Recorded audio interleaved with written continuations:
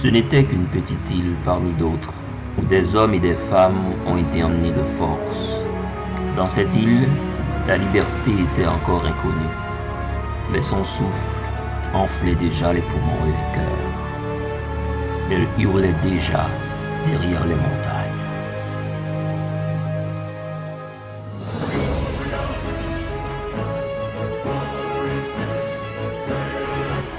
Bonjour, je suis Michelson Toussaint-Fils, l'auteur du roman Les Sentiers Rouges, le Messie des îles. C'est avec beaucoup de plaisir que je vous présente aujourd'hui cette œuvre que j'ai écrite avec beaucoup de passion.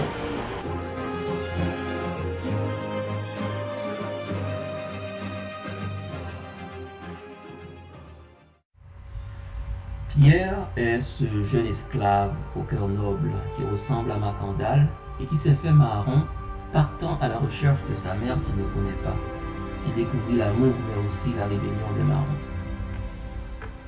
Pour les esclaves qui croupissent dans le malheur, Macandal est le sauveur inespéré. C'est le fils d'Ogou envoyé par les dieux d'Afrique pour les libérer. Il n'en doute point car Macandal est fort, invincible, immortel. Même les Français le craignent et finissent par croire en sa nature extraordinaire. Joseph est le colonel français chargé de retrouver Macandal. Il ignore les liens qui existent entre sa famille et ce vulgaire bandit qu'il doit tuer ou traîner devant la justice. Un secret révélé va bouleverser son existence et sa mission. Assam est la jolie pucelle et intrépide guerrière au crâne rasé. Elle sera aimée par les trois héros, François, Joseph et Pierre. Elle sera le mentor de ce dernier, l'initiant aux arts de la guerre. Elle transformera ainsi cette souris en lion.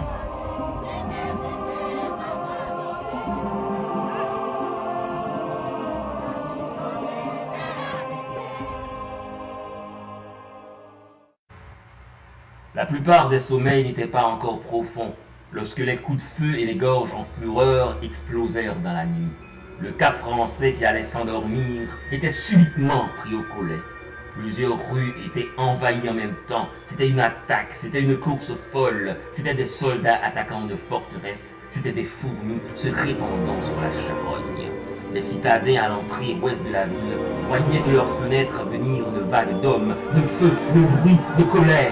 Ils n'avaient pas vu l'éruption du volcan, mais ils voyaient cette coulée de lave qui se répandait dans les rues. Cette vague enflammée, agitée, effrayante, semblait provenir de la ville. Les pierres comme des feux étaient lancées contre les maisons, certaines étaient parties.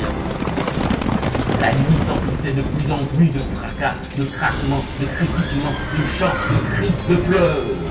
Le bois, le fer, la terre, le feu, les hommes hurlaient ensemble. Cette flamme était le plaidoyer des opprimés. Dans les rues des cités, la souffrance des peuples était criée. Bouillonnement qui est cauchemar du Seigneur, elle commençait par les rêves de terre. La nuit qui allait se